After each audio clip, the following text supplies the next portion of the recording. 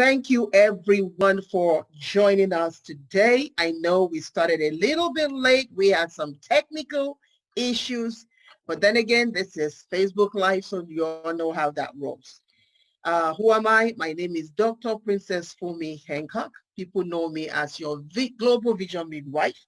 Others call me your Life Rehab Ambassador. Well, what do I call myself? I call myself your trauma care maestro, and I help you to move. I move you from trauma to recovery through the rehabilitative storytelling process. And with me, I have my wonderful, beautiful, fearless visionaries here. And then, of course, we have beautiful, beautiful, and yeah, I'm going to have her because I do not want to butcher her name. And you all know me how I butcher people's name. So I'm just going to have her introduce herself. I'm going to have her toot our own horn because I believe in the power of our voices. And you know, when you voice who you are, then people follow. All right. So we here on this platform, we're bold. We are full of pizzazz. We'll tell it like it is, and we're not ashamed to tell it. We're not ashamed to tell our stories. We share our stories unapologetically. Yes. And of course, those who know Fearless Visionaries, you know that unapologetically is an understatement. So if you want to know a little bit about Fearless Visionaries, all you need to do is just go into the community, Fearless Visionary community, or even take a look at the books. And when you start reading them books and reading their stories, you will know it's all unapologetically. Today we were going to talk about mental health, right? Many of you know me. This is kind of like a town hall. I first want to say, we had plans to bring Rahman here. Unfortunately, he's not able to be here today, but we're going to be doing that again. We're going to be arranging for him to do that interview, and perhaps Anye, you'll be able to come back again this time so that because you guys are in the same age group and you all can tag team and ask questions. So today, at any rate, we're still going to continue to do what we do, what we know how to do very well here, which is mental health. Um, this is what's neat about the four of us that are here today, right? I look across the screen and it seems like we all come from like different, generations. And that's the neat part. I didn't even realize it until I'm looking at everybody now. I'm like, this is interesting.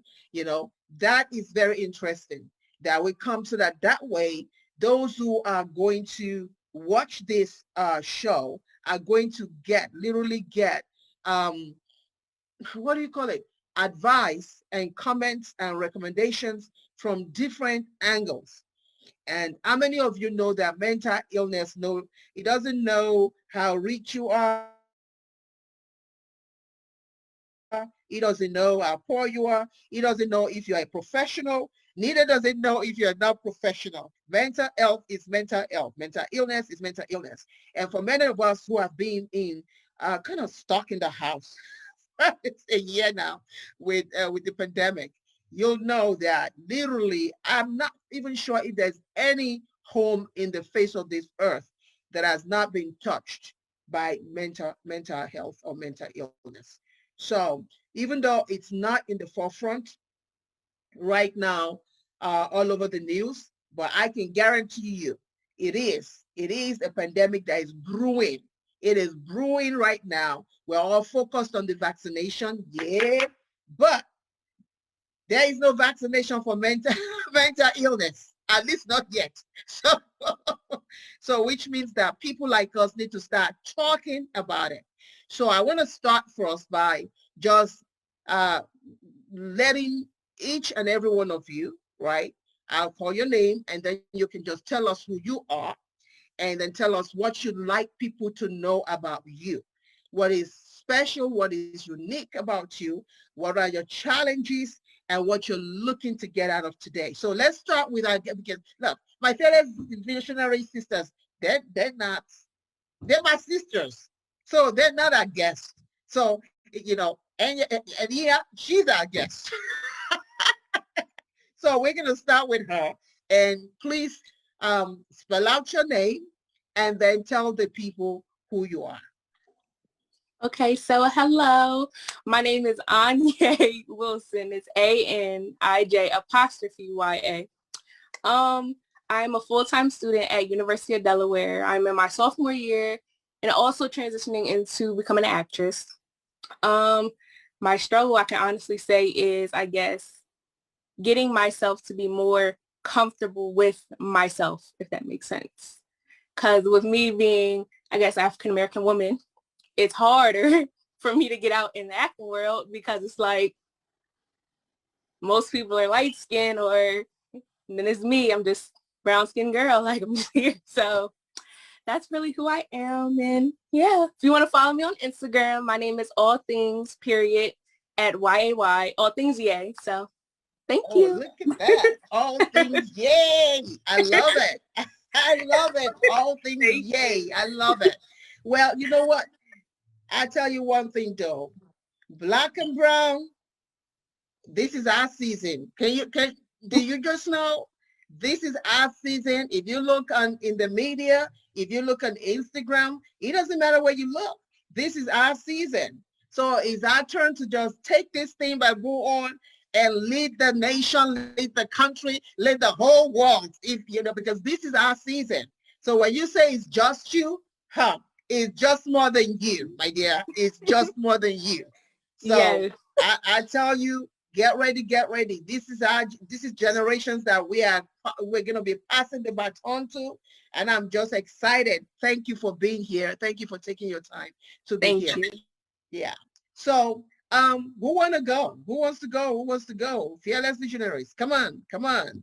We've all done this before. All right now. Come on. Sure, I'll go. Hello, everyone. My name is Dr. Eve.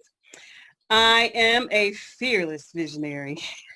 And being a fearless visionary, it has thrust me into some amazing spaces, just tearing the veil on my truth. And I am the innovator of I Am We, which is innovative approaches to manifesting wealth and excellence. I am also the owner of my own story, which is my business, Dr. Eve Speaks, Dr. Eve Angel Savage LLC, Audacity Group LLC, and so many other hats. The most important one is that I'm a child of the Most High God.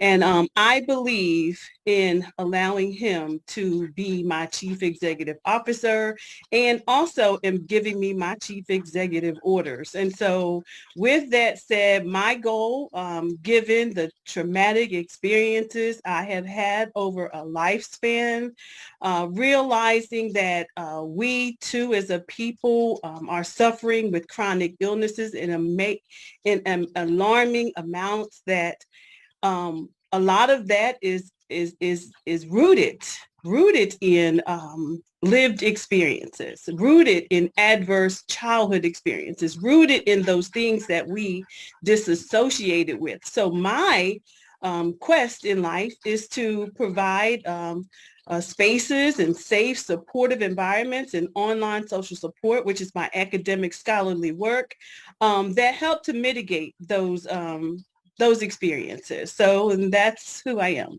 Dr. Eve. Thank you. Thank you, Dr. Eve. Need I say more? Hey, Chi. Hello, everyone. Thank you so much for joining us. I am Chi Styles. I am an international producer, entrepreneur, and entertainer. If you guys heard me start today, I was talking in a British accent. I could do many of them. Don't let me start. If I start today, we're not going to finish. I love entertainment. I love the stage. That's my thing. So I'm a performer at heart. So it was very, very wonderful to be invited today through Flix Reps, which is an international masterclass and festival platform that we just started during the pandemic that allows us to engage with young actresses like Miss Wilson who are interested in doing something with their skills while either studying. And if you guys want to know more, you can check out flixreps.com. But I'm the owner of Chi Movies, which is a multi-million-dollar film group. That's what we're taking. That's the next level we're taking it to. I am also the owner of RehabTv. We have expanded RehabTv, where we're streaming now on Amazon, Apple, and Roku. So if you want to look at your streaming devices tonight and see RehabTv, you'll see a list of our films. And we're carrying international films from all over the world. So I'm super excited. It's an honor to be here because COVID has not only allowed us to become family with one another in our spaces as individuals, but in storytelling, you always sometimes have to show something. And that's what Chi Chi Movies does, where we film your story, and Flick Reps, where we enhance the silver screen. And RehabTv is spotlighting you. So if you want more information, you can check out my videos, Chi Chi Styles, where we're interviewing filmmakers from all over the world and spotlighting them on their content. Thank you. Thank you so much. My goodness. See, we got it going on today. My goodness. So I wanted us to, some of you who are new to Life Rehab TV, for those who are new, my background is in mental health, right? And of course, writing. And some of you know me from my writing perspective. I've written over at least going on 26 or 27 books now. And most of it has become best-selling. So we thank God for that. And not only that, but I'm very passionate about mental health. I'm passionate about it. For a while, for a minute, I ran away from it because I just didn't want to deal with it. So I kind of ran away from it. But then after a while, I came back home because mental health is home to me. And I'm in Arizona right now with 2 clinics, and we are on the path to opening the 3rd clinic right now. We're really excited about that, and we'll film that as soon as we're done with that. So, so I got this idea before the pandemic to start doing Townhall series about mental illnesses in schools, not just in schools alone, but also in our communities, but particularly in the Black and Brown communities, because a lot of times we shy away from it because of culture. We shy away from it because, right, because of the stigma, and we just simply shy away from it. I have this thing that we talk about with some of my patients. I say, well, see no evil, hear no evil, because a lot of times when I ask them, okay, can you give me your background? Just give me, is there a family background? Tell me a little, any family background in mental illness? And they look at me like, you know, something just hit them right in the middle of their foreheads. And I say, why are you looking like that? I say, well, but because, you know, I come from a Hispanic background. We don't tell. We know if there is something, we just don't know what it is. Well, they wouldn't even share it with us to know. There's no discussions about it. You know, I come from Africa where everything has to be voodoo. Is your grandfather that did you, your grandmother that is in the grave that's coming back to haunt you. I mean, so we have that. Now, that doesn't mean that it doesn't happen, right? But we do have all that.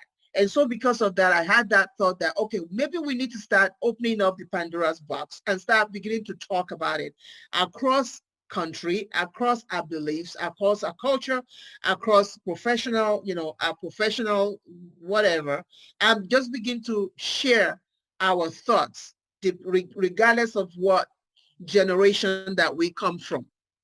And so today, what we want to share is we know that our men, right, particularly Black and Brown, and of course, you guys that are watching that are not Black and Brown, that are friends of Black and Brown communities, you are also included in this, right? A lot of men do not share. It's really tough for them to share because they come from an angle of, all right, you're a man, you should not be crying. So that's a no-no. So if you can't cry, then how can you share what's balled up inside of you where you can't even cry? And recently we have more women that are coming out and saying, it doesn't really matter how you feel about this. We're sharing. And so this is part of what Fearless Visionaries did. They just came out and said, it doesn't matter how painful it is, we're going to share. So today is just going to be, I want today to just be kind of like a discussion about mental illness. What have you experienced, not just in family or friends of the family or in your community? You know, what impact let's start with COVID. Let's start with COVID-19, right? The pandemic right now. The surge of mental illness, it's never gone as high as I've seen lately. We have 11-year-olds that are committing suicide. We have 14. I mean, today I saw patients, and some of my patients that I saw, out of the 10 patients I saw, 8 of them have suicidality. 8 out of the 10 that I saw just today is going through suicidality. 2 of them, they finally said it, and their mother almost passed out. And I'm like, okay, sit up right. Now they're telling you, so sit up, sit up and listen. You don't need to pass out. This is not the moment to pass out. This is the moment to listen. Because if you're trying to pass out, then you just took that thing off of the focus off of your daughter again. Now it's on you. No, we don't need it to be on you. We need it to be back on your daughter. So sit upright because you're gonna listen. Yeah. All right. So let's talk about that. If you have questions, whatever questions that you guys want to throw to the 4 of us or 3 of us, let's talk about it. So let me start with this. COVID. What have any of you experienced where mental illness is concerned? What have you heard? What have you experienced? Who wants to start? I'd like to say that for the first time, I'm seeing more African-American men have the conversation about issues. And I would just use one person, an example, a member of Flix Reps. He's making an animation, and the film is about a superhero that's a young boy that has mental illness. So now he's combining the fact that he's an African-American man, he's combining his issues, and he's still calling himself a superhero. That is so beautiful, because if you don't see the beauty even in your flaws, no one else will. And for him as a young 20-something-year-old kid to decide, I'm going to move forward with making this film. It's going to be an animation. Yes, I'm not competing with Marvel and Captain, America and those great ones, but I'm going to tell a story about my problem. And he was able to, while discussing with me, he said, it is actually my story. And he's putting in a film. And I was so moved because he's so young. He's in his 20s. I don't think we were doing this at that age, telling our story. So for me, that's just one. I just literally took 2 steps back when I spoke with him, because he was very passionate about making this film. And it came across as a shock, because I don't see a lot of young men that want to tell someone there's something wrong with me, or I'm dealing with something, I'm overcoming it. And he was able to do that. And he's working on actually creating a film, and we're working with him on the financing for his, to tell his story in a very unique way in an animation that exposes him to the world. That's awesome. Really, that's really awesome, because that's, I tell you what though, there's still a lot of work that needs to be done where that is concerned. A lot of work that needs to be done, because men are not given the permission. They're not given, and I think that's what it is. They're not given the permission to say, it is what it is. Now, we have a lot of the actors too that are coming out now and saying, okay, I'm going to lend my voice to this, but it's still not enough.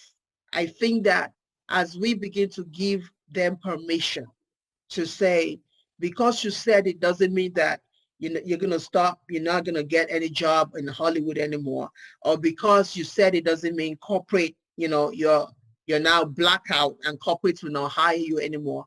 And I think as we do that and give them that permission, we would hear more of that. Dr. E, do you want to say something? Yeah, I think, and thank you for that. I think what I have seen and clearly understand as a mother of sons and as a wife to an African-American man, I believe that the stigma associated with getting help for Black males has been rooted in the I have to be strong syndrome. And that I have to be strong syndrome teaches them that they have to be masculine and that there's something wrong with crying, or there's something wrong with having emotions, or there's something wrong when they can't stand in that masculinity and just be strong. I think it's ignorance. And I think that the more what I have been seeing, I have been seeing a shift in that paradigm, actually. And I think that's largely attributed to over this past year. What I've been seeing is that we are all in the same level playing field. So since what COVID has taught us is that, you know, it sent us home, it sent us back into those places, it took us away from jobs and working at home, working with our families, working with our children, and all of the load has been, you are a unit. And now we have to go back to the basics. Going back to the basics has really shed a light on balance. It shed a light on the roles in a family. It shed the light on the imbalances within that family, even in gender roles, right? We've had to learn to lean more on each other. And so what I'm seeing now is, by us all being in this playing field where we are telling our stories and we have been shifting the conversation, not to mention all of the uprise that has been going on around the nation with the killings of African American people, that what we have seen is across generations of individuals who are saying, you know, we feel this, like we are hurting. And so it's not just our story or women's story anymore, where we are more apt to share our stories, but we're seeing the emotions of how this is impacting our brothers and the male persuasion. So I think that there is a shift in that paradigm. I think that there are individual organizations that are picking this up, and I know a few. As a matter of fact, I was just on a platform today that literally they're having these huge conversations just like we are. They're in different spaces, but they're sharing and they're building the movements. And so I think that COVID has really taught us some things, because there's so many dynamics to our health, our well-being, whether that be emotional, whether it be mental or physical or financial or mental health. You know, all of these things are components to our health, and COVID has affected that in a major way, and has also made us take a really, really deep look into what is happening in the African American community. And so I do think there is definitely a shift. So, and yeah, what do you have to add to this? In your generation, what have you been observing? My generation, I honestly observed, like, especially me growing up, I never saw a Black man cry. So when I first saw a Black man cry, I was like, oh, wow, like, what do I do? Like, it caught me off guard, because it was like, I never saw that before. So it was like, I could say my dad, when his mom passed away, I saw him cry for the first time, and I was like, whoa.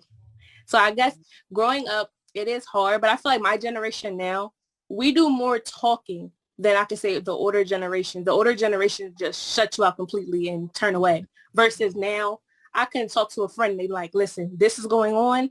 I need help with this. I need help with this. And I'm like, okay, well, I can help you. Thanks for coming to talk to me. Versus if I talk to an older person, they're like, I can handle on my own. I'm good. So it's like, it's very different, different spectrum of generations.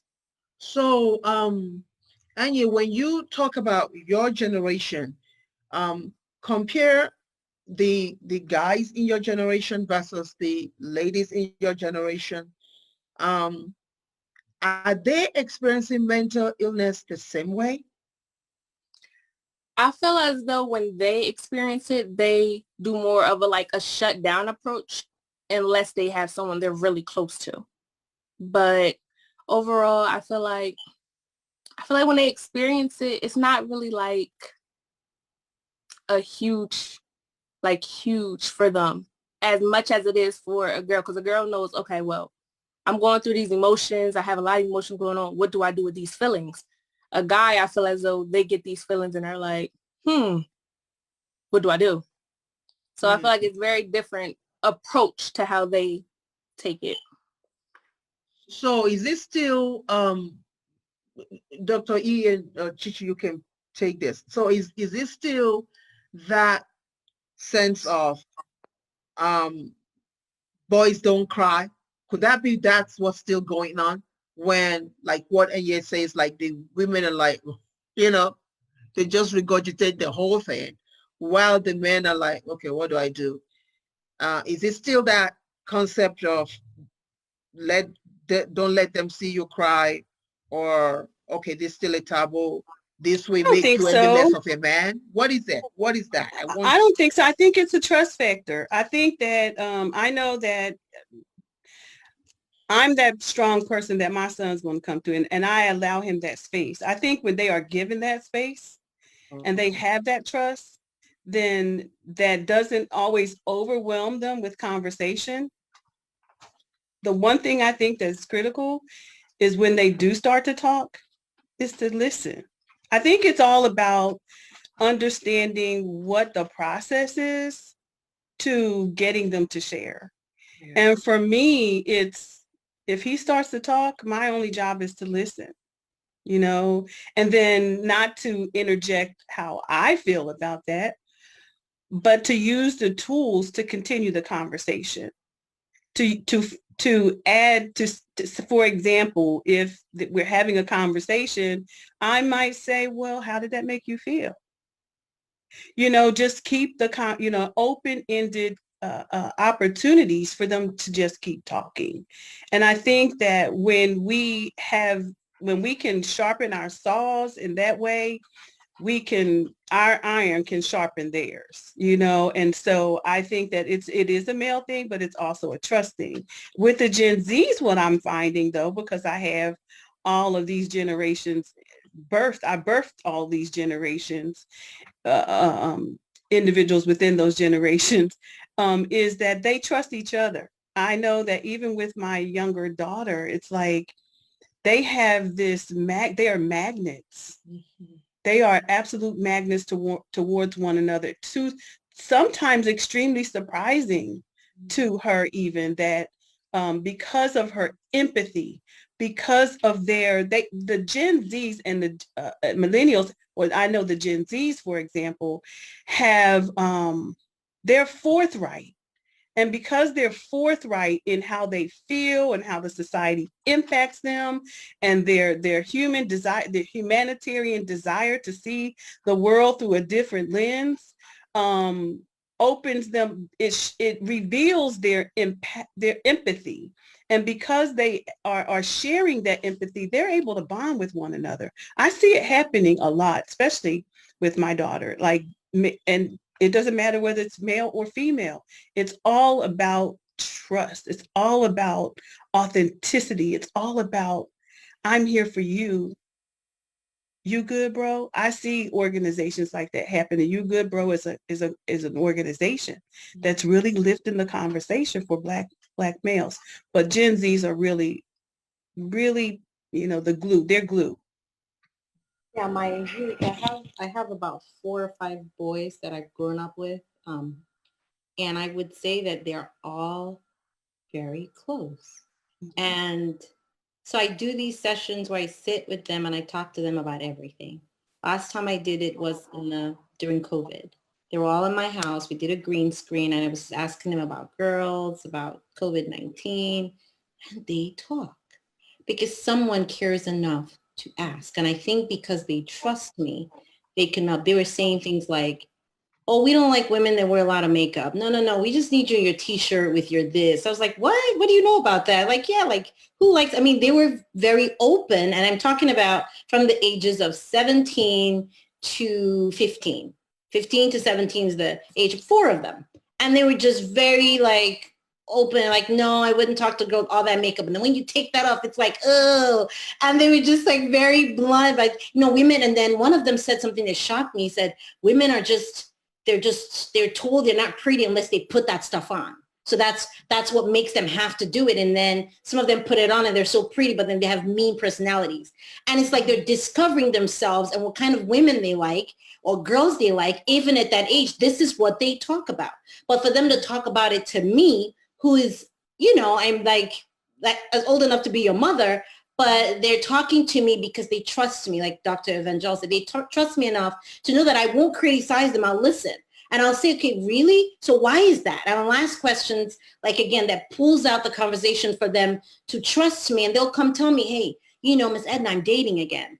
I met this someone. I hope you approve. Like, that's the conversation they have with me. And we want them to feel that way. Man, that really hurt me bad when he said that I didn't want my boss to do that to me. Can you believe that? I worked for 2 weeks and I got only 3. They say things like that because they might not say that to their boss, because to their boss, it would be like, you're weak telling me that. But to me, I've accepted them and I'm open to have this conversation where whatever they need, they can tell me. And I think every parent, caretakers, and those of us who have leadership roles with young people really need to be that person they can go to.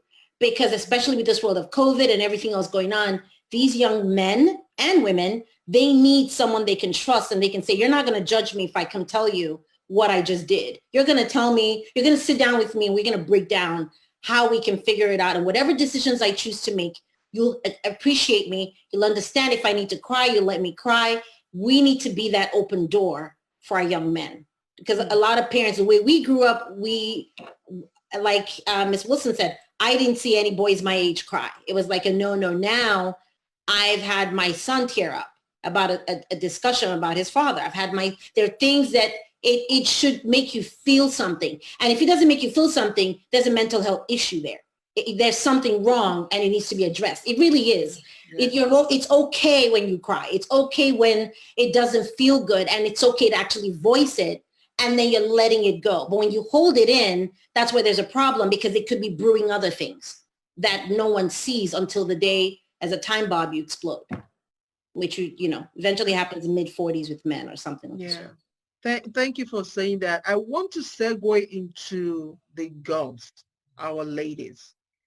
And I want Enye to take this up. What is the top number one mental illness or health issues that you're hearing in your community with your age group? A lot, I honestly can say, can stem from past experience in family, because a lot come from a family member honestly just touching them the wrong way, or an experience with a guy that hurt them, like took them, then hurt them. It's a lot of things with girls. So, but I can honestly just say the main one is honestly just being betrayed by someone you really, really love, because that has a big impact on how they grow up and how they are today. I'm glad that you mentioned that, because there's a thread in what you just said there. There's a thread, and it's almost like the thread that runs through Fearless Visionaries, all of your stories.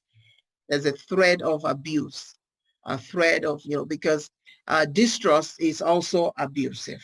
It's just a component of someone abusing you too. And so how do your age group seek help?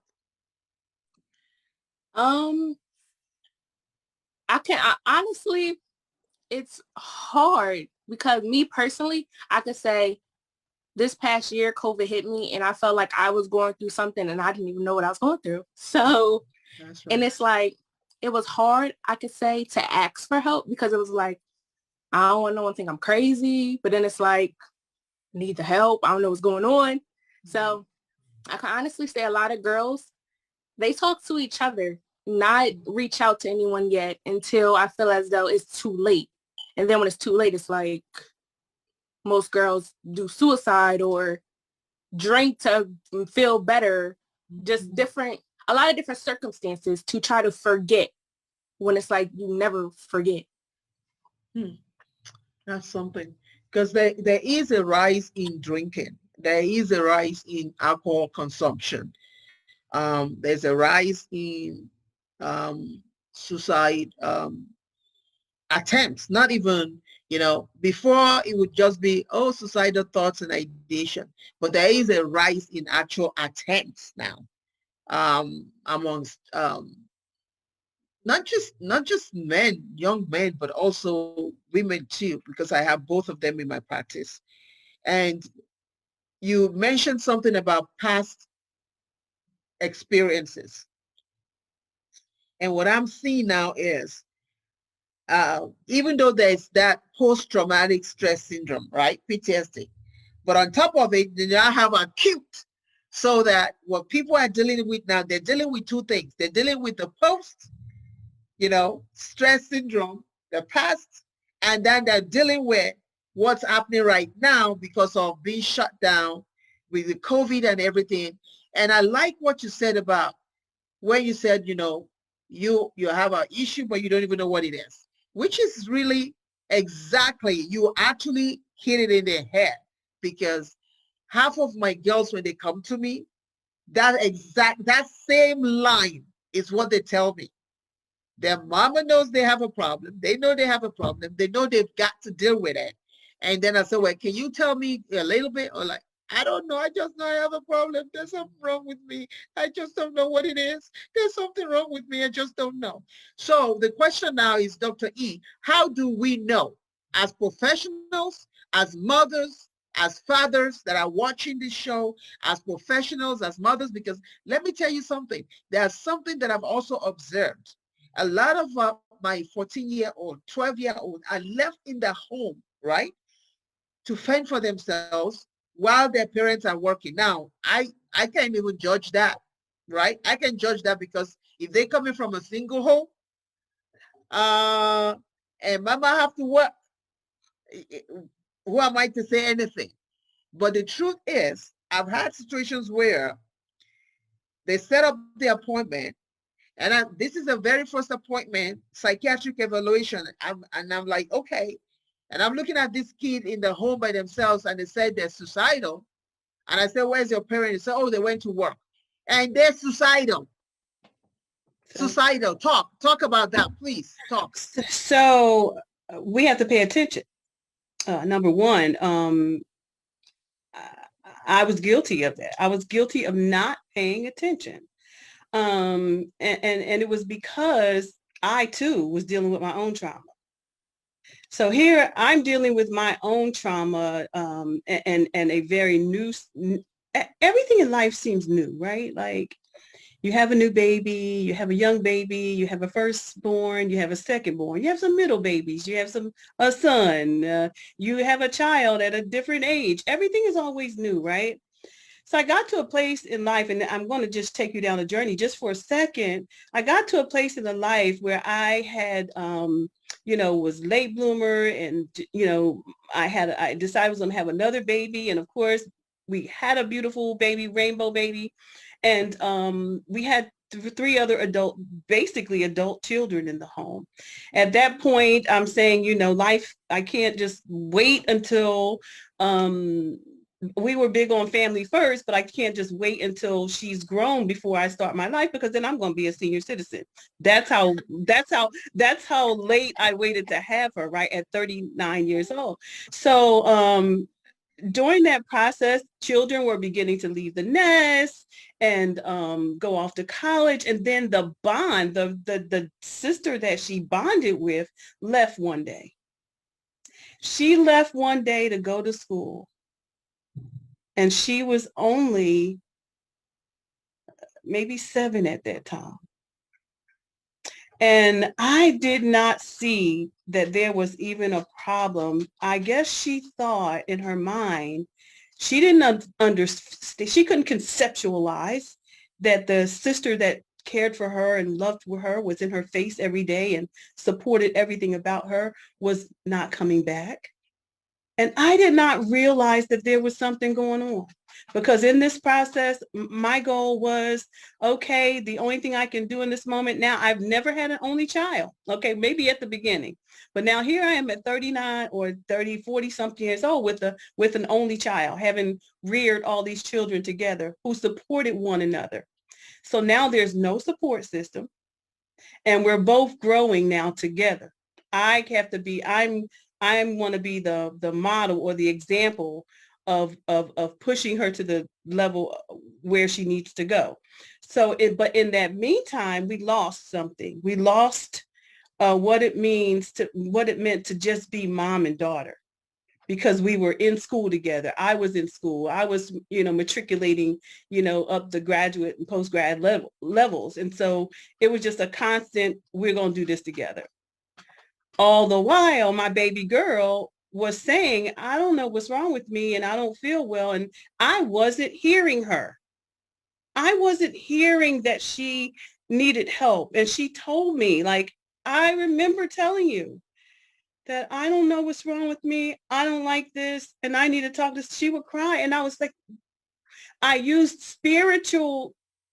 went about this the wrong way.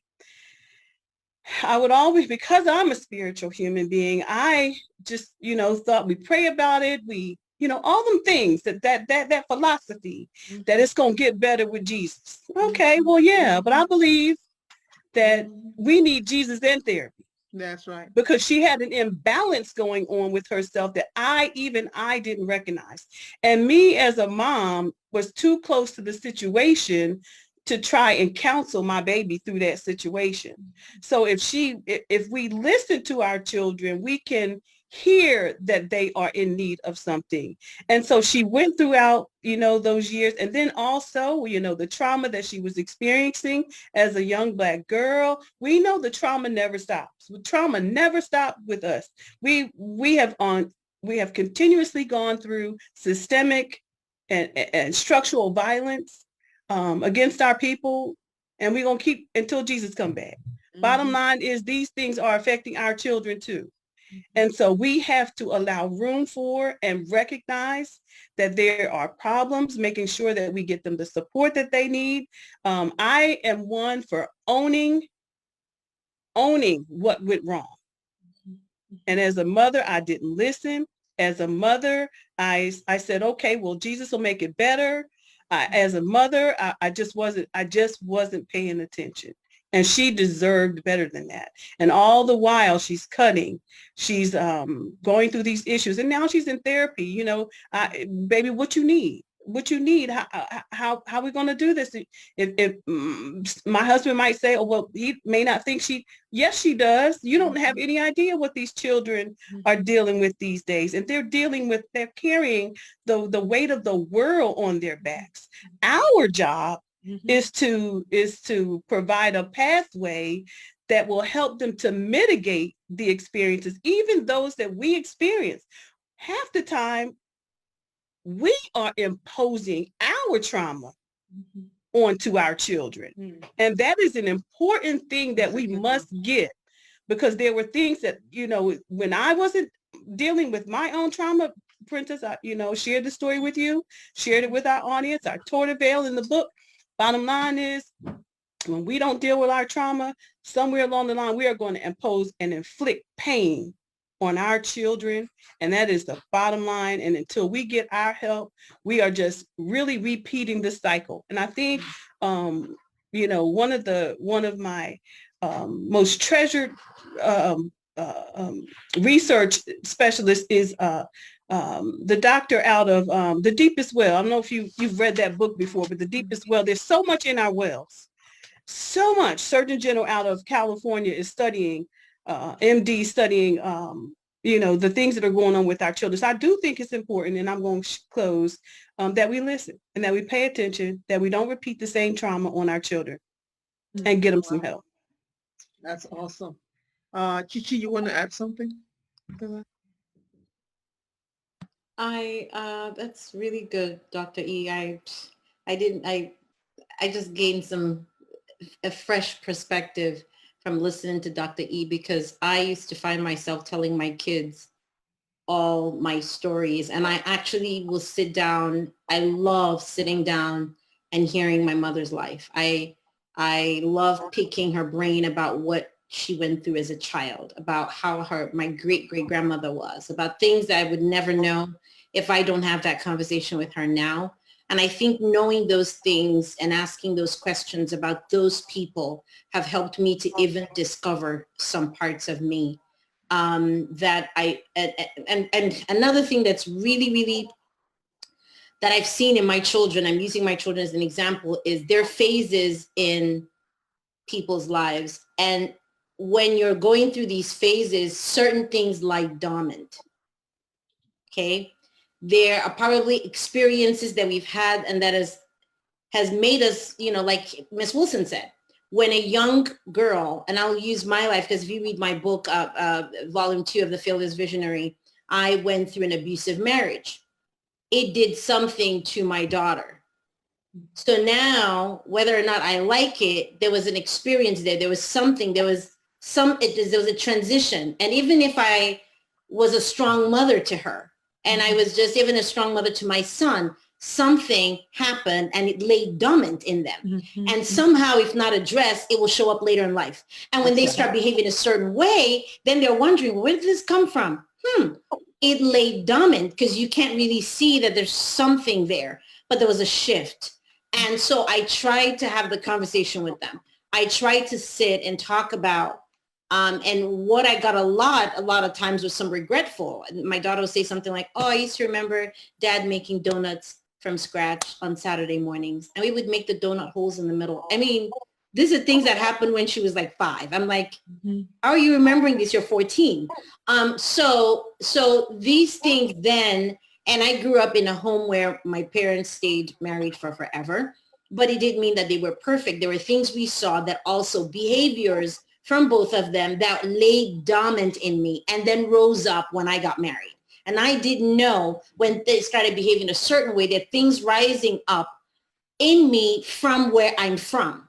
And I've carried it over without even knowing I carried anything. So I think noticing those things and having the discussions with your family, with our children, with some youth that I work with a lot of youth, being open about some of the traumas, like asking the question, what do you think is a traumatic event that happened in your life that you'd love to discuss with me? And they're probably going to look left and look right and say traumatic. What do you mean? Mm-hmm. I mean, it could be as small as an argument I heard with my family. It could be as small as something that was said in the other room about me, right? As a child, and I heard my parents say it. And I'm looking like, okay, well, what's wrong with me, right? But it's not me. They're having a conversation. I shouldn't be in their conversation, right? So that's what some children are now dealing with. And then they become adults. They may become the kid that went into the store in Boulder, Colorado and shut up everyone. They're bottling these things up. And if you're not, for years, I would always have these conversations with my kids. We would sit and talk about it. I would just want to talk. I would be like, yeah, so I'll start stuff so they can talk. And I know what they like anyway. So we can start with music and we'll enter this and then we'll go into it. And we just start talking and they'll start opening up.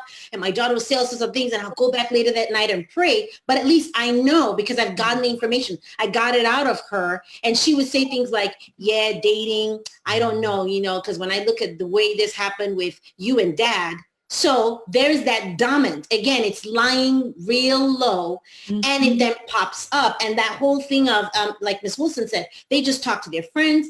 They don't really want to talk to an adult or anyone else. Somehow it's incidences, things they need. Like Princess, me and calling you the other day to get a letter for you. Those things spark up a conversation where you then can open up other cans and say, hey, well, how did that make you feel when you got the letter? What did you do about it? What's your next step? And my daughter wrote a letter to the board of the something on why she wasn't selected. And then, she was like, I bet you no one's writing a letter. And it was very bold. We took like 2 hours to sit together. She kept reading the letter over. I got this line wrong. Should I say it this way, Mom? That's, fighting for what you want. And that's to me, how you heal from trauma is just to be there for your family members that you may have been a part of their trauma. I think every parent has somehow, whether we like it or not, have been a part of our children's trauma because we didn't know. And somehow if we don't teach them that this is trauma, this was wrong, what I did and said, they will carry it on and do the same thing to their children. Because again, these things when done, the reaction is dominant. It just sits still until the day it rises up again. And when it rises up again, you're wondering, where did this come from? It's been sitting quietly until that phase comes where they now have to express it in dating, or they have to express it in school, or they have to express it to the teacher. And then the behaviors come out. You're like, where'd that come from? It's just been lying. Yeah. I have a question for Ms. Wilson. I have a question for our panelists. What does wellness look like to you? Wellness looks like, oh, wow, that's a hard question to answer because there's so many factors. But it's like, I want you to try and answer that because I think I want to know what that looks like to you and how we can show up intergenerationally, intersectionally in supporting young people. What does that look like to you? Well, honestly, I could say like what you said, just the listening. Because from my experience, I think I was 18. I just graduated from high school. Didn't know what I wanted to do next. I knew I was going to college, but I'm like, okay, well, what am I going to do in college? I go to my mom. I'm like, Mom, well, I'm lost. She's like, well, what's going on? I'm like, I don't know. And then I'm like, well, maybe I just need to talk to someone. No, you don't need to talk to someone. You could talk to me. We don't need to talk to nobody else. We stay in our family. So I'm like, okay, maybe I'm okay. I don't got to talk to nobody. Now it's like, now I'm sitting here and I'm still having that same feeling. So listening is the main one. And I guess it's just having, I guess, a good support system because I do have a good family that does support me in everything that I do. So I feel like wellness really is taking care of yourself first because yourself is the most important thing. And I really feel like parents need to listen to your child. Like it's so important to listen. That's right. That's right. And not judge before you listen. Like right. And listen actively. Because most of the time parents are listening to see how they're going to respond. Yeah. Yes. I tell you, let me say this. Let me share that. I really love what we're saying here. It's really, I mean, it's just triggering some things in my practice that I see. There is a kid, well, not even one now. It's about maybe 3 or 4 of them now that I've seen. And one of them, when he turned 18, he walked into my practice and he walked literally almost dragging the mother in. I mean, practically dragging. You can just imagine it, just dragging the mother in. And the mother sat there still. You could see her face so afraid to hear about what she probably already knows. She just didn't want anybody to now say it out, right? And after the psychiatric evaluation with the guy, the young man, come to find out he has been homicidal since 5 years old. Let me define homicidal. Homicidal is going somewhere, looking at anybody and wanting to kill them for no reason. And he's been feeling it since 5 years old. So I said to him, I said, you must not know what you're talking about. Do you really mean 5 or so? He said, yeah. I said, do you mean 15 or 5? He said, no, I know what I'm talking about. 5 years old. He said, I was feeling it while they were busy fussing with each other, getting divorced. He said, I was feeling it. I was in the middle of it. And I was doing this. But they were too busy into themselves, fighting about who gets what, who gets the time, who don't get the time, da. And he keeps doing this. And they keep shutting it down. Like, hey, no, let us try and figure out where you stay, where you live. And he's saying, well, you got a bigger issue here, you know. And the bigger issue is, if I'm not careful, I'm going to end up in prison. If somebody don't help me out, I'm going to end up. And they just keep doing this. No. And he comes from a culture, like a silent culture like Africa. He's an Hispanic background. So now, you know, that's double down now on that one there. And he struggled. And I said to him, I said, how did you make it till 18? He said, someone up there is looking out for me, but it wasn't them. He said, it wasn't them. He said, I love them. I know they don't know better. I know they did what they needed to do to survive. But in that aspect, they failed me.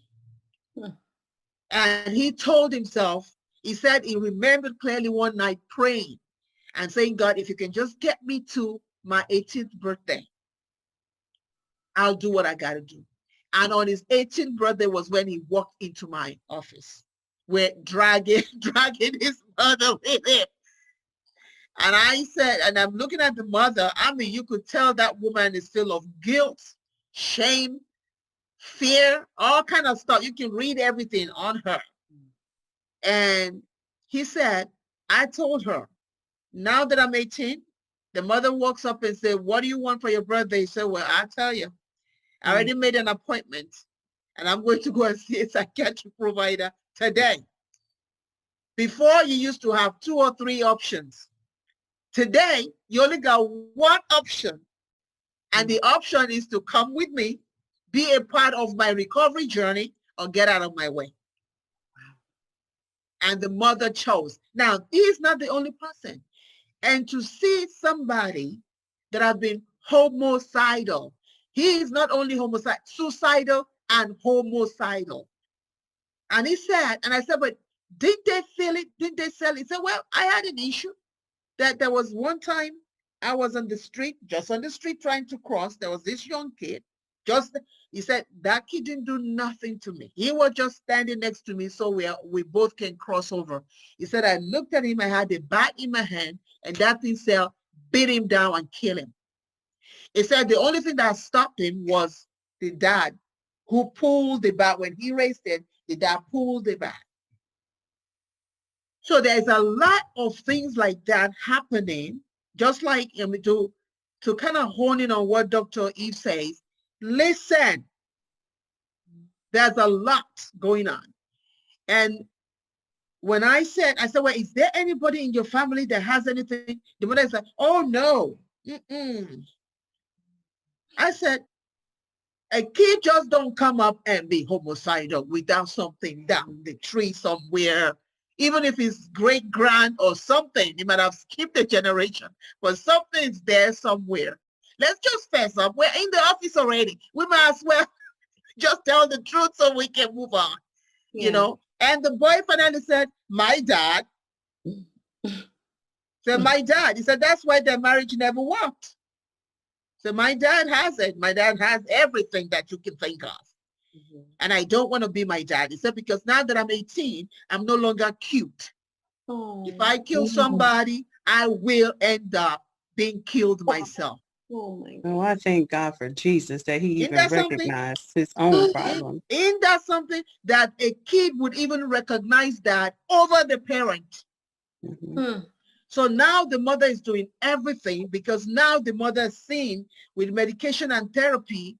The voices have quieted down. I mean, like, quiet down. But it took us a while to get him to that point. But it's quieted down. He's lost weight. He's dating. He's doing, and the mother is like, the mother now says if he rushes out of the house and he mistakenly forgets his medication, that woman run. You hear me? Without shoes in her feet. She runs down the street to say, here you go, water, here it is, oh, good, have a nice day. But it didn't have to get to that far. Can you imagine the number of people that we have lost because we have not listened? I look at the man that killed 10 people in Boulder, Colorado, right? This is not an excuse, right? There's no excuse for that at all.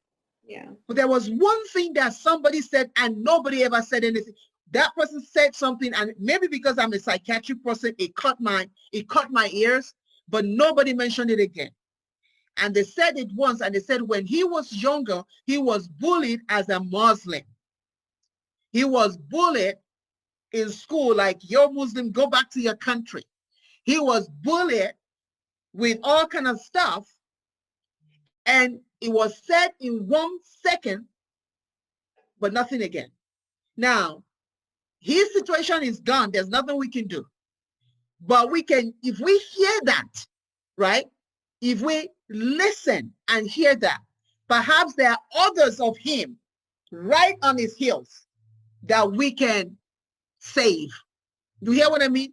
That there are people, there are kids right now that we can save.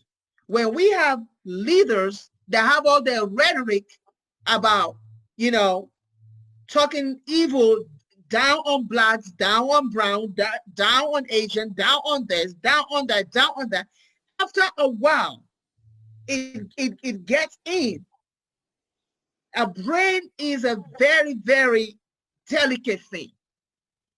And when you take that in, and then you don't even have the support of a family, right? You come from a family like ours that is silent culture. Now you're dealing with all the demons in your head now. And then you go to school and people are telling you just how wrong you are to be too brown or too black.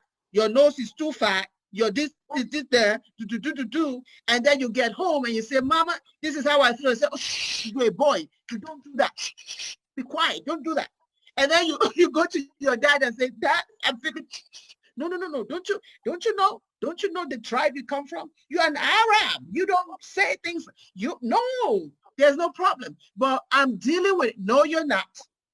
I'm telling you right now, I'm about to kill somebody. No, you're not. Then you go to a pastor who says you're not praying enough. Let's think about this. Then you go to a pastor and they tell you, you're not praying enough. Then you go to your Muslim, whatever, and they say, well, how many times did you do your prayers today? So you have all those things. I think when we start to really talk about it, perhaps maybe there are people that we can't save. And yeah, there might be people that just you can't save, right? But if we start to talk and really do candid discussions, not excusing people for doing anything, but saying, oh, this is an opportunity, you're right, to really start saying there are other people that you have some people that have conversion, they call it conversion disorder. You have people that when they see, they look at this and they copy it and they do it because something is wrong in that box already. And right now, there are people looking at that are waiting to do. They're not saying they will be caught. They don't care if they get caught.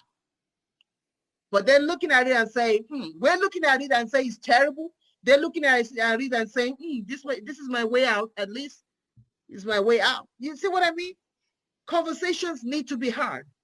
They do. And I think, and I also think though, and I want to apologize to every person who never listened to you, baby girl. I think that is so critical as a mom. You know, I endured. The world saw me as the best parent. I know me. I know what was happening in my home. And I realized that I disassociated with all of the trauma that I had to endure as a child. And that was much. And when I say much, much. And I do realize because I dissociated with those things that I developed these walls of protection.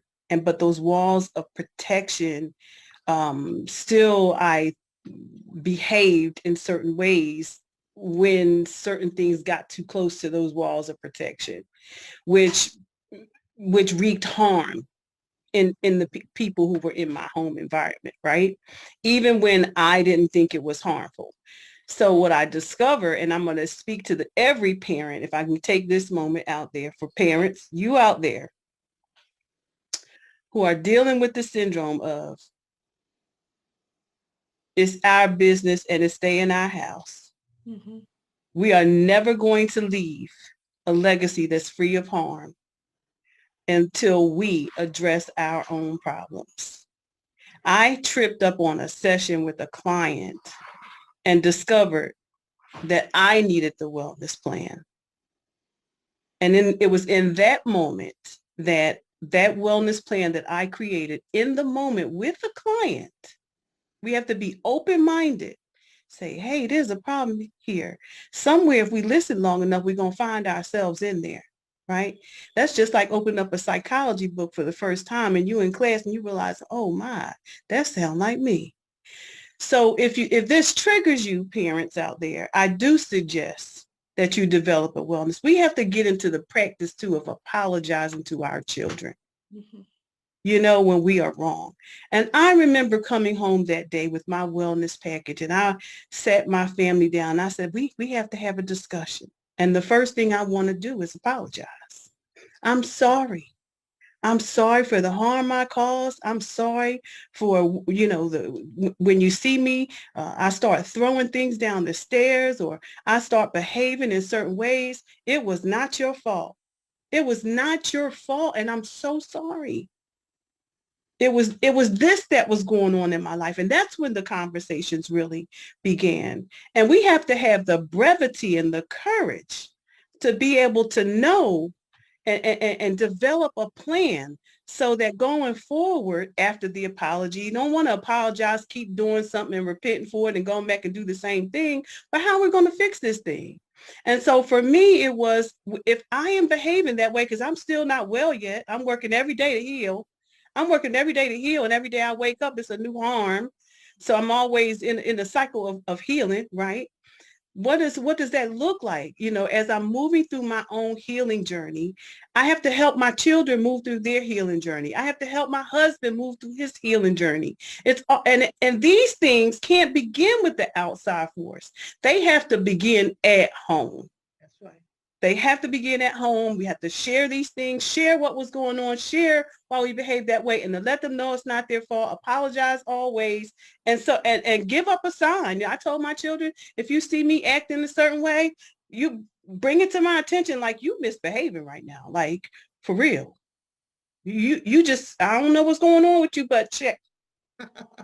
You misbehaving. So for every parent out there who's listening to this broadcast, I think it's critically important that we begin to assess these situations to address our own harm, our own situations, to mitigate our own lived experiences. But we must also apologize to our children, go back and get it right, develop the right a relational culture that's feasible and unto God. Okay, because he's going to hold you accountable for all the harm that you bring, because you bring harm to these children too. All we got to do is bring harm to these little ones. It's like putting a yoke around your neck. You might as well put a brick around your neck and jump in the river, because you're going to pay for it, because you're harming these babies.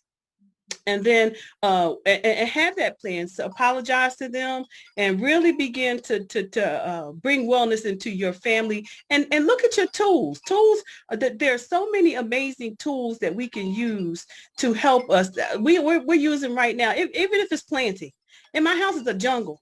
You see plants back there? I'm big on plants. Like, whatever makes you feel good. Baby girl, if you ever find yourself in a position where you need self-care, there's arts, there's singing, there's dance, there's theater, there's conversations through many films like Chi Chi has, or, all people are doing amazing things. And maybe even you, baby girl, have a talent or some gift, some strength that you can create a supportive environment for your peers, just to prompt them to journal, to do some things that will keep you all safe. Create a safe environment for you and your friends, right? And always be open to having conversations with your mom and your dad. And remember this, you're so beautiful in your beautiful brown skin, with your beautiful braids. We're harmed every day, even with our hair. Mhm. On our jobs, this picture has been painted that somehow because we didn't assimilate, if we don't assimilate to the European way of doing things, so somehow we're not beautiful. Mhm. But that's a whole lie. And I want to share that with you today, because I heard you say something about that, the darker skin, or, things. No, you're absolutely beautiful, just like you are. And you remember that if you take nothing else away from here, you're brilliant and you're beautiful. That's awesome. That's awesome. Ms. Wilson? Thank you so much. That just made my whole day completely. Um, I have to say the main thing is just, I can say now it's better because I do have a great support system. So I talk to my sister and I'm like, hey, I need help. Mom's not listening. Okay. She's like, okay, well, come on, what we got to do? Let's get the help. So That's right. very better now. I can say COVID did help me realize myself as a whole because I'm like, okay, well, do I really want to be a teacher the rest of my life? Do I want this same schedule every single day till I get old? So it's like, Mm. And then I also coming into acting, I love acting. So that is taking my mind, I could say, away from Right. the thing. So I'm getting better. I'm better. And one thing though is when you find something that makes you really happy, even when it doesn't pay you anything, right? You do get something, a lot of it. You get health from it because it makes you even healthier. And the more you dig into it, the more you become an expert at it. And watch this, it will pay you at some point. It will. I can guarantee you it will pay you at some point. We are testimonies to that. But We it are wasn't testimony. All of us are testimony to but it that. wasn't until we identified and mastered That's right. our strengths. And That's that's right. one of the key things. And there's another recommendation I'm going to make to you. It's called Strength Finders. If you haven't heard of it, get yourself a Strength Finders book. It's 34 themes. It's a longitudinal study that was done. And in that study, 7 million people or 11 million people were studied. 7 million are walking outside their strength, going to jobs they don't want. They're living lives they don't want. Usually it's the thing that you will do every day, wake up to do every single day, that no one will pay, that even if no one will pay you for it, that is the true strength that you have. Yeah. So get that book firsthand, do the strength, just read it, and then take the test. Understand, when I took that test and my strengths were identified, it is this strengths that I've been doing for the last 20 something years. Why would I keep trying to deviate away from That's that right. thing that I am so compulsive about? When God will make a way for your gifts, but understand that you have some. And when you're walking in those, when you know what they are, you can then build a pathway on your pathway, the activities that will lead you there, the people who will get you there, the strategy that will get you there when you know what those strengths are. Yes. Several years ago, I did a program called Master Your Millions. And many people first said your millions. So the first thing that comes to them is money, right? Your time is money. Your gift is money, right? But people always think when you hear master your millions, they automatically think, oh, your money in bank, right? But the truth is, yes, money in bank, but for you to get to that point, you have to master the giftings. You have to master being a brand of your own. And I see you, Miss Wilson, you are a brand to yourself. You're a very powerful speaker. And I see that already, right? So we need to learn how to master our millions. And mastering your millions is mastering your brand, mastering who you are and what makes you wake up every day, right? For me, mental health is always, and when I look at my life, really funny. When I look back to when I was in Nigeria, right? All the things that I did till I relocated here in early 80s, late 70s or something like that. And then me with my camera and the writing part, I wanted to write and I wanted to do social justice. It was all about, okay, who got hit somewhere? Let me go tape it. Who got hit somewhere in the face unjustly? And I thought I was just having fun, right? But who got hit somewhere? Okay, I'm going to write about this. I'm just going to tape it. And that was all I did. Even when I went into college and they would give us an assignment, I let everybody pick their assignment, and then they look at me and I said, well, what do you want? Get me somebody that just got hit in the face, slapped in the face, upside down. I'll be there. If that's not there, I'm not a part of it. Then I said to myself, oh, you know what? I can get a lot of that being a social worker. Oh, okay. Social worker it is. That I get my stories in social work. Then I also get to help somebody in social work. But I didn't really realize what I thought I was actually being flaky, frankly. I thought I was just hopping from one thing to the other. But I really wasn't. I really wasn't, because everything led me to writing the books and doing the things that I do, and finally saying, okay, social work is take them out, put them in, take them out, put them in. And I will never forget one day, this story is really real to me, when I was called to pick up a 2-year-old and a 5-year-old from a crackhead mother. And I was told to move those kids within 24 hours and move them into a house on Park Avenue. I want you to hear this now. Park Avenue in New York City. So when I heard that, I was like, oh, this is a success story. Park Avenue, oh, here I come. I went so fast, picked those children, put them in the taxi, and here I was on Park Avenue. And yes, I was on Park Avenue. I was so happy. It was, wow, these kids are going to end up in a beautiful home. Oh my God, thank you, God. And before I knew it, I was on 11th Street. It kept going, 58th Street, Park Avenue. And all of a sudden, Park Avenue, it was still on Park Avenue, the same Park Avenue, with all these wealthy people. And I kept driving. And before I knew it, stepped the other way, was still Park Avenue. And it was a drug-infested place. You hear me? Drug-infested, still on Park Avenue in New York City. And I remember just sitting in front of that house and saying, all right, let me understand this. You're telling me to take these children away from the mother, oh yeah, who smoke crack, but we can still walk with her, right? But then take them out, and then you put Park Avenue so that everybody would think it's a Park Avenue, but then go put them in a drug-infested area. Now, what kind of sense is that?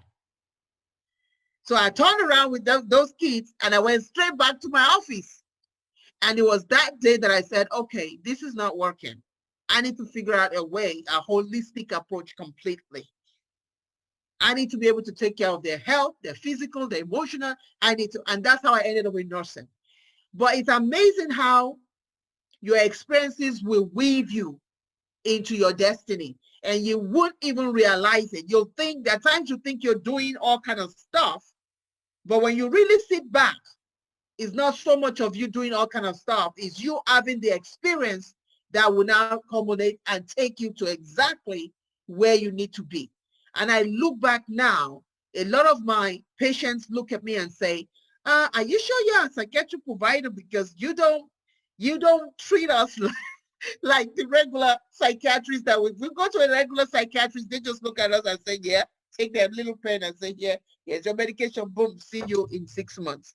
Is that what with you, you're constantly talking about social, social and cycle and all that. And I sit back and I say, wow, this is all the experiences that have come. Why am I saying that? For whatever generation that you're at, that you're watching us today, look at what you've done in the past. Look at where you are today. And you would always find a thread. There will be a thread between that. When you're thinking about what makes me happy, what can ultimately change somebody else's life and also change my life, when we're talking about mental illness and mental health and being well is also understanding who you are. Being well, part of being well is also understanding that you were created for a reason. And that reason, you're already living it. Either you know it or not. You're already living it. If you wake up and you're breathing, trust me, you're living part of your wellness. Now it's time to hone it. It's time to own that part of your wellness so that you have more clarity into the direction that you want to go.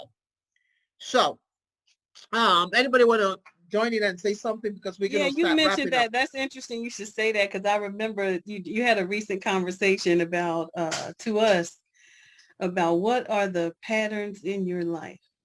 And I thought, I been digesting that. I've been doing a lot of that grounding, like in conversation, going back to what someone said or a video to see how I process that.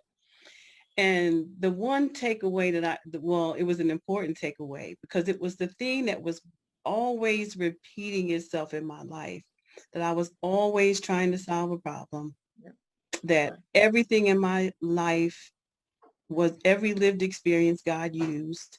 Every lived experience propelled me to the next level.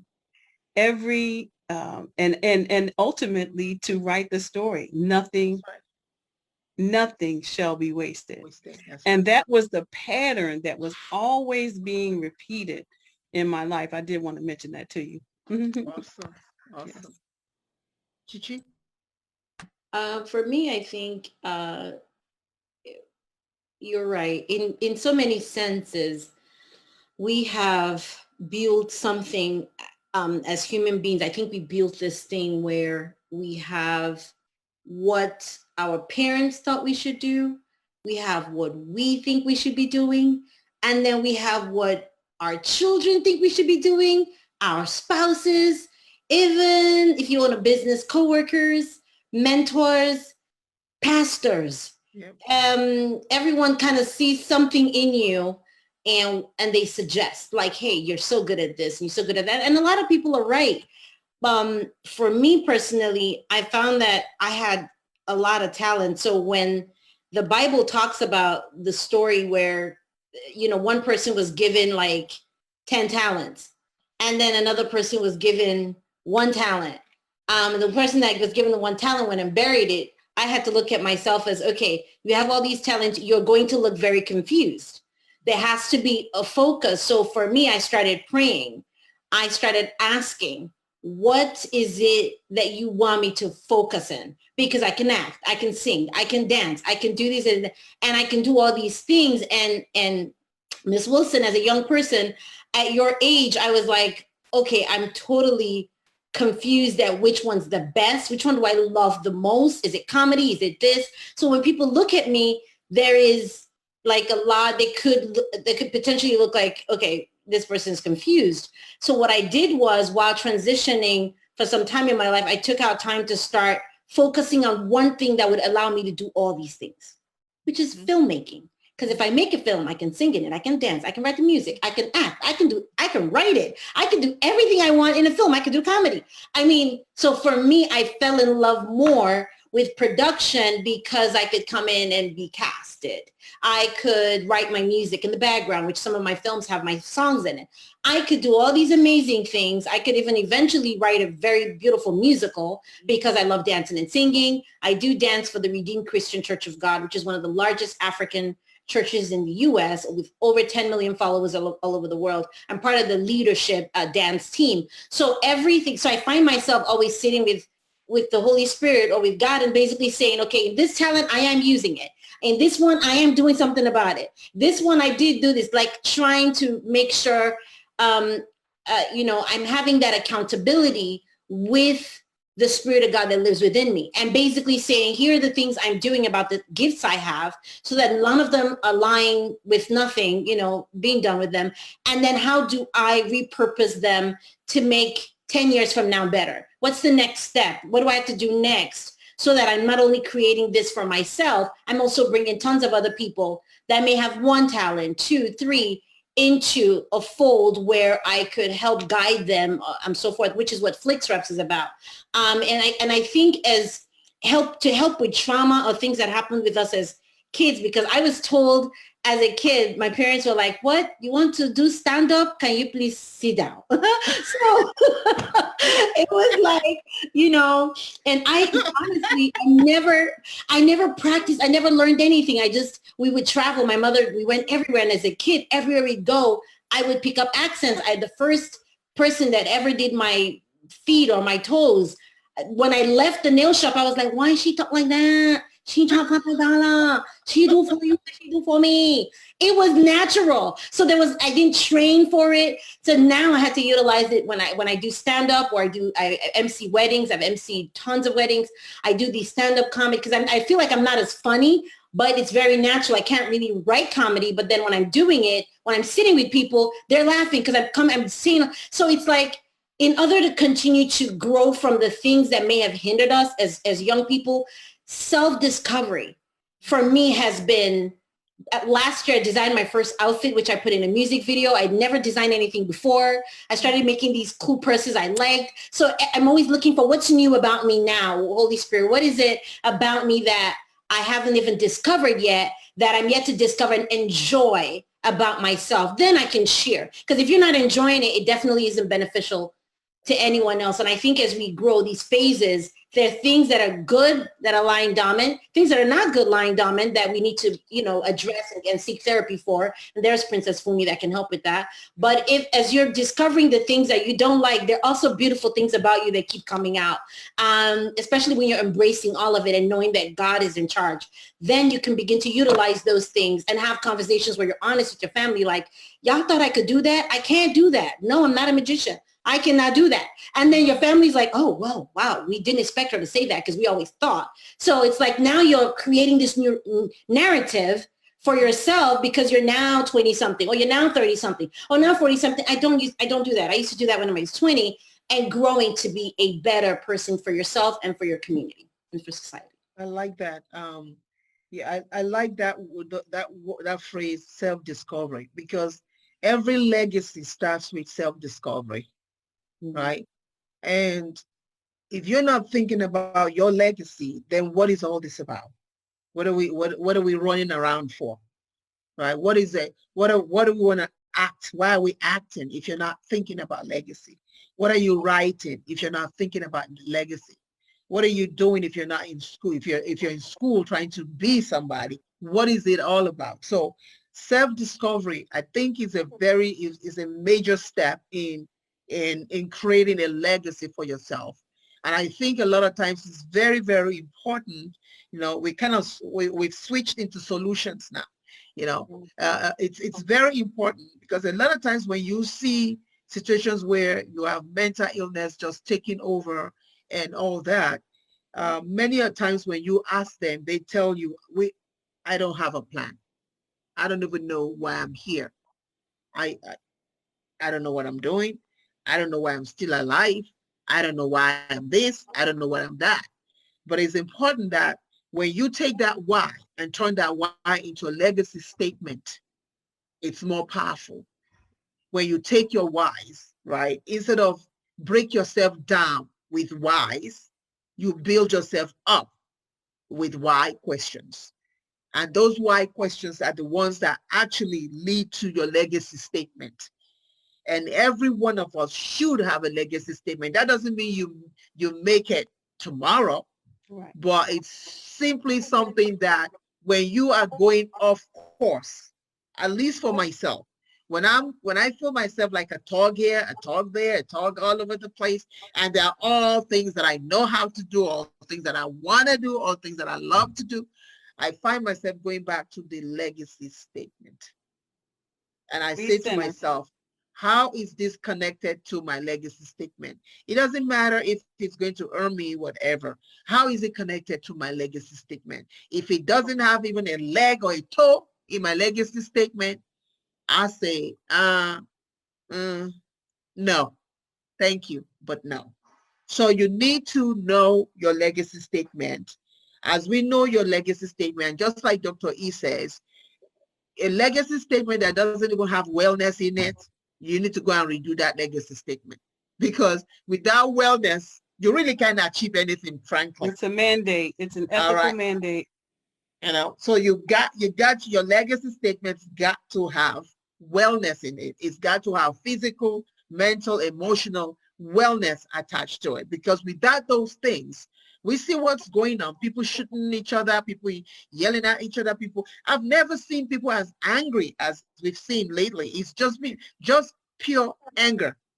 People just angry, incredibly angry, and going out to just do all kind of silly, stupid stuff that they probably wouldn't have even thought of doing before. But when you have a hole, right, and there's nothing in it, when you don't have a legacy statement, when you don't stand for anything, it's quite easy for somebody else to come in and say, go shoot that place down, and you do it because you'll say, well, it's not like I have a plan. At least they have a plan that I can follow. So never mind if it's a wrong plan, they'll go and go do it. So as we begin to think about mental wellness, right, instead of mental illness, we move into mental wellness. It's important that we think about using understanding that our self-discovery, do not deny yourself from self-discovery. Many of us do that because of our culture, because of our background, because we're just not ready to dive into it. But do not deny yourself self-discovery.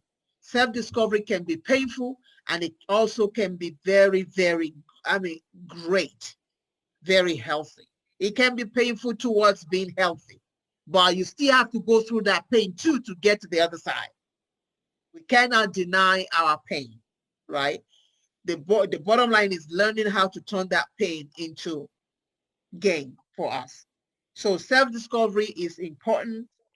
Understanding that we each have a legacy statement, and within the legacy statement, there are some subtitles under that legacy statement, like what Chichi just mentioned, like, okay, the film just zooms through the things that she loves to do, zooms through it. For me, is mental health. And with my mental health, I write, and I can write through mental health. I can do films on mental health. I can do radio show on mental health. I can do shows on mental health. But what molds and shaped me is taking people from trauma to recovery. Now, the vehicle that I use is limitless. So my question to those who are watching now is, what is that thing that drives you? What is that thing that drives you? That will make you, that will tell you, you taking care of your mental health is absolutely a must, because you must fulfill that mandate. Whatever that mandate is, that's what's going to get you through your mental stuff. That's what's going to help you to say, you know what? I'm going through hard times right now, but the mandate is too big for me to deny. So I'm just going to push through. So what is that mandate? Like Dr. Evangel said, what is that mandate in your life? And from Ms. Wilson, we heard, just listen. I think I'm gonna write a book on that. I've already written it down here. I'm writing a book on that. Your TM, just listen. Because when you listen, right? When you listen, you can actually even hear your own mandate. You can hear your life's mandate when you listen. You can hear it, and you can even hear the plans on how to make it happen. I think another thing that's really important too is even in this whole wellness journey, that you have to build in those activities that will also get you from A to Z. By that, I mean, at some point you have to start healing, right?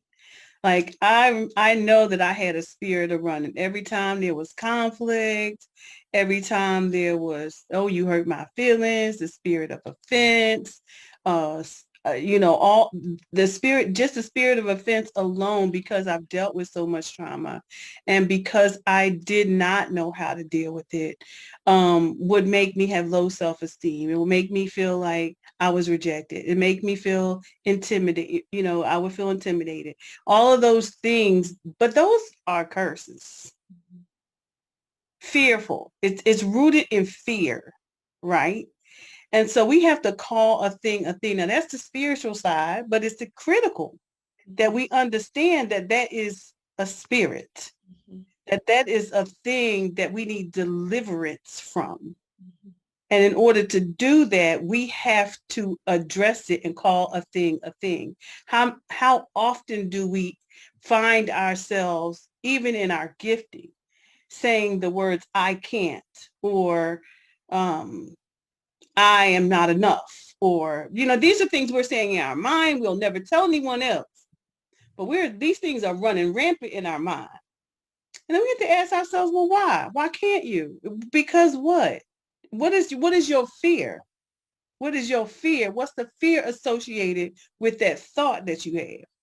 Right? And have to understand that we need deliverance from that. And when we identify those things and call the root, the thing, we call those things out. What does the Bible say about it?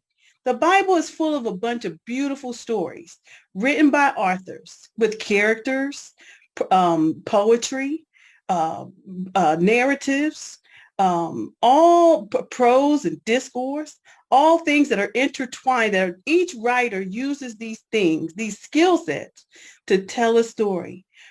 Somewhere in the Bible, there's a person who's dealing with that thing that you're dealing with in that moment in your life, that you then can go and say, well, God, what you did for Hannah, could you do it for me? And then how did that story apply? How are these things, these characters who are going through life at every phase of our life, there's a story and there's a character there whose story aligns with ours. Do it for me, God. Go and read their stories. Begin to read with a different lens. And that is what I'm working on. So I chose to share it with you because it's really something that is really taking me to a completely different, heightening my awareness of me and what's possible for me, and shutting out the noise of the world. Because truly, if I'm listening to my CEO, God, and I'm listening for his chief executive orders, I certainly got to read the word, because we are in this day relying on the word coming from a minister or a pastor or. But let me tell you something. COVID showed us something. He shut down the churches, and some of them ain't never gonna open again. Some of them were perverted, liars, money grubbers. Let's call a thing a thing. And if we don't read the word for ourselves, how we know whether they telling us the truth? But we put so much of our faith in what we're being told versus what we're willing to understand for ourselves. So I'm done, y'all. But that's yeah. I wanted to say something about what Princess said. Princess, you made a statement about pain, and I think it's such a beautiful word. Pain is, because if you reference what Dr. Evangel just said, and you talk about thy rod and thy staff comforts me. There is nothing like being in God's plan, because in his plan, what people call pain for you is comfort. I'm telling you, I have experienced this so much. It's real life. If I begin to tell the story, we'll be here all night. But it's truly a beautiful, I have seen God put me in a corner, in a place to sit, and I had to sit in that place for like 3 months, but it was like a beautiful resort with everything I needed. Literally, it was a real life resort. I'm talking very recent. When he wants to do something huge in your life, he puts you in a position of obedience, right? And Dr. Princess Fumi talked about this last year a lot when she was, commissioning us to be still, because when you're looking at leadership that God provides, he provides the word, but he also confirms. So like Dr. Evangel said, sometimes you listen to these preachers, the stuff doesn't make sense because there will be a confirmation first in the word, then in your spirit, then in 3 people, right? Someone else will come and say something and it'd be like, oh, I've heard that 3 times this week. And so I think when people look at what pain is, when God himself is allowing you and making changes in your life, the God factor, if you're someone that prays and seeks him, it will actually be pleasurable, because it's beautiful to know that someone cares enough about you to make that change in you. And that change is not always pretty. It's not always a process that looks good or feels good, but is a process that's necessary to build you out into who he wants you to do if you're going from glory to glory. It's beautiful. It's comforting. He loves you enough to do it. And it's where to take trauma. It's where the trauma, you know, and I'm sure it's not just all Christians that will watch this, but those of us who pray and are spiritual beings, you have to have the God factor in your change in your life, having those conversations, those real conversations with the Holy Spirit, because that's where the change starts. That's where he takes the things that are not impossible, you can't see or believe that can never happen, and makes them possible. But he also takes you through a process of training in order to bring you out to a place of purpose and power, which sometimes comes through pain. So then the pain leads to, you know, your purpose, your power, and then you can talk about it, write a book, and tell people all this stuff, and they're like, "You went through that?" And yeah, that I went through that, but I came out because he was there comforting me, because his rod and his staff comfort us through his that's God's process to making us just amazing folks. And that pain comes from our own free will. Right. Mm-hmm. I mean, like, we made some decisions that was not his pathway for us. Yeah. So if we make some decisions that he's trying to get us to, you know, he knows the thoughts that he has towards us, just to bring us to an expected end. I mean, to prosper us and bring us to expected end, then he gonna have to prune us. He gonna have to chasten us. He gonna have to take us through a process to get us to the intended end. And it's beautiful. Yeah. Oh my God. It's Yeah. the best thing ever. Oh my God. I like that. I like that. I think I'm gonna teach one day on this.